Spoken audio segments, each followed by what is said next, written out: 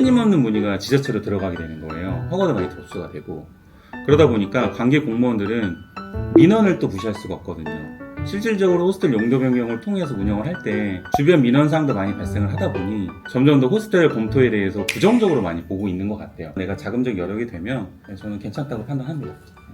이론적인 설명을 잘 들었는데요. 이제 저희 영상 보시는 이 시청자분이 좀 컴퓨터로 쉽게 이런 호스텔로 용도 변경 가능한 건물을 알아볼 수 있는 방법 좀 안내해 주시면 좋을 것 같습니다. 지금까지 저는 그 이론적인 부분에 대해서 구두상을 설명을 드렸는데 아마 조금 확 와닿지는 않으실 거예요. 왜냐면 제가 말로서 설명을 드렸으니까. 그래서 제가 이 부분을 정말 보기 쉽게, 그리고 기존에 매각된 사례를 통해서 어떻게 하나하나 차근차근 검토할 수 있는지에 대해서 제가 도식화해서 말씀을 드리겠습니다. 우선은 주소지인 신사동에 있는 필지가 하나 있어요. 여기는 제가 요거를 지도를 통해서 좀 확대해서 보여드리겠습니다. 보시다시피 신사역과 압구정역 사이에 가로수길이 있고 도산대로 이면 안쪽에 주거단지에 있는 필지가 하나 있어요. 강남구에 위치하고 있네요. 네, 강남구에 있습니다. 강남구에서 호스텔로 성공적으로 변화된 대표적인 케이스 중에 하나거든요. 보시다시피 여기는 이렇게 주거단지 안에 있는데 이걸 제가 로드뷰를 통해서 보여드릴게요. 네, 이 건물이거든요. 지금 보시다시피 옆에도 이렇게 다가구 주택이 있죠? 지금은 호스텔 변경이 이쁘게 변경이 됐는데 예전에 이게 어떤 상태였는지 한번 보여드릴게요. 지금 보시면 아시겠지만 빨간색 벽돌로 되어 있는 다가구 주택 건물이었어요. 정말 네, 이쁘게 잘 변했죠. 네, 하지만 중년도가 되게 오래된 건물이긴 하네요. 그쵸, 중년도 오래됐고 성공적으로 호스텔로 변경이 됐거든요. 근데 지금 보시면 도로폭이 너무 좁은 것 같은데요? 이게 지금 보시면 도로폭이 좀 좁아 보이죠? 네네. 그래서 이거를 제가 좀 설명을 드려볼게요. 지금 저는 로드뷰를 통해서 보여드렸고 현장 사진 한번 보여드릴게요. 이런 건물이고요. 안에 내부는 이렇게 돼 있어요. 이런 식으로 세탁기도 들어가 있고 취사도 할 수 있는 시설로 잘 바뀌어져 있습니다. 지금 이게 배치도거든요. 배치도를 보시면은 이 필지랑 도로가 지금 4m 도로에 접해 있다고 나와 있어요. 근데 과장님들 방금 전에 말씀 주셨지만 도로폭이 좁은데 어떻게 허가가 났지? 라고 여쭤보셨잖아요. 네. 근데 이것도 굉장히 실무적으로 말씀드리고 싶은 중에 하나가 원래는 8m 폭에 접해야 되는 게 호스텔이 맞거든요. 근데 예외 규정으로 20호실 미만으로 지을 때 지자체에서 고시하는 경우에 한해서는 4m 도로 폭에도 접할 수 있도록 명시한 규정이 있습니다. 그렇게 풀어나간 지자체가 바로 강남구랑 중구거든요. 여기 같은 경우는 강남구에 중구가 있고 신사동이기 때문에 강남구에 들어가 있고 그렇기 때문에 4m 폭임에도 불구하고 도로 접도 요건을 피해갈 수 있었어요. 그 다음에 두 번째로 보면은 이 건물이 이렇게 있어요. 건물과 대지 경계선 사이의 이격거리가 1m가 나오거든요. 배치도를 통해서 이 부분을 확인할 수 있거든요. 그래서 아까 말씀드렸던 대지 안의 공지 규정에서 1m 폭을 무조건 확보해야 되는 규정에도 이 건물은 통과할 수가 있었습니다. 그러면 과장님 이거를 이제 확인하려면 네. 뭐 어떤 거를 확인해야 할 수 있나요? 이런 사이트라던가 이런 거 좀 안내해 주시면 좋을 것 같아요. 네, 저는 지금 건물이 어떤 상태인지를 말씀을 드렸고 우선순위로 첫 번째 토지 이음으로 들어가야 됩니다. 네. 토지 이음으로 들어가셔서 제일 먼저 봐야 되는 항목 중에 하나가 용도 지역이 어떤 용도 지역인지 보셔야 되거든요. 근데 이 필지 같은 경우는 지금 보시면 제 2종 일반 주거 지역에 들어갔잖아요. 아까 호스텔은 주거 지역이 된다고 제가 말씀드렸고 그래서 첫 번째 이 주거 지역 안에 있기 때문에 용도 지역은 통과가 됐어요. 그리고 나머지는 뭐 이렇게 대공 방어 협조 구역 뭐 이렇게 기타 등등 써 있는데 다른 제한사항이란 말씀인 거죠?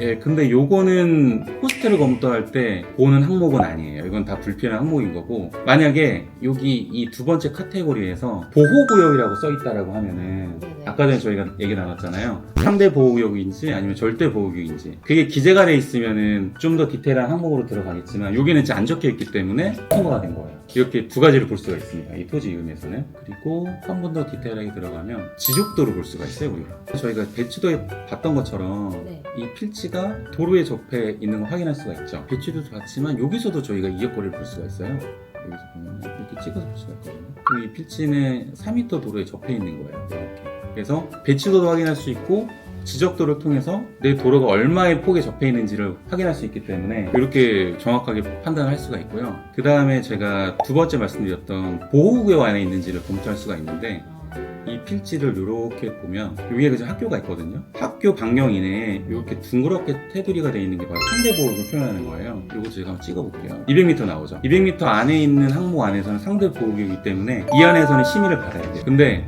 우리가 검토했었던 이 필지 같은 경우는 보호구역 밖에 있거든요. 바로 인접해 있지만 밖에 있어요. 그래서 여기 교육 중 심의 없이 통과할 수 있다. 그래서 이렇게 토지 이음을 통해서 지적사항, 도로 접도 요건, 보호구역에 대한 내용을 검토를 할 수 있기 때문에 이 정도만 검토하셔도 기본적으로 50% 이상 가능한지에 대한 판단을 하실 수가 있으십니다. 좀 간단하게 상담이 들어왔던 건물 좀 보여드릴게요.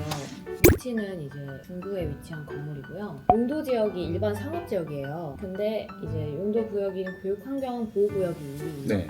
상대 보호구역에 이제 접해 있어서 심의를 통해서 통과한 건물입니다. 이거는 그러면 보호구역 안에 있고 네. 절대 보호구역은 아니지만 상대 안에 있기 때문에 어려운 심의를 통과해서 잘 진행이 됐던 사례라고 보면 되겠네요. 네, 맞습니다. 여기가 학교가 있어서 어떻게 보면 아슬아슬하게 200m 안에 들었던 건물이거든요. 네네. 제가 공식 문서를 좀 보여드릴게요. 이렇게 심의 결과가 가능하다고 나와서 호스텔로 그러면 심의가 통과되면 이렇게 가부 결정을 받아보고 이것까지 받았기 때문에 가능하다 판단이 되니 이런 물건은 확실히 검토 대상으로 넣으면 되겠네요. 네, 맞습니다. 근데 요즘 또 이제 주거 지역에서 호스텔 인허가가 점점 어려워지고 있다는 이야기도 좀 많은데요. 이 흐름에 대해서 어떻게 보고 계신가요? 저는 이제 지금까지 법령인 사항이나 확실하게 지켜야 되는 항목들에 대해서 말씀을 드렸거든요. 네. 이거는 당연히 지켜져야 되는 거고 이 항목들이 지켜지면은 당연히 호스텔 허가는 나야 되는 게 맞아요. 법적인 요건들이기 때문에. 근데 그럼에도 불구하고 점차 호스텔에 대한 문의가 많고 관심도가 올라가다 보니까 끊임없는 문의가 지자체로 들어가게 되는 거예요. 허가도 많이 접수가 되고.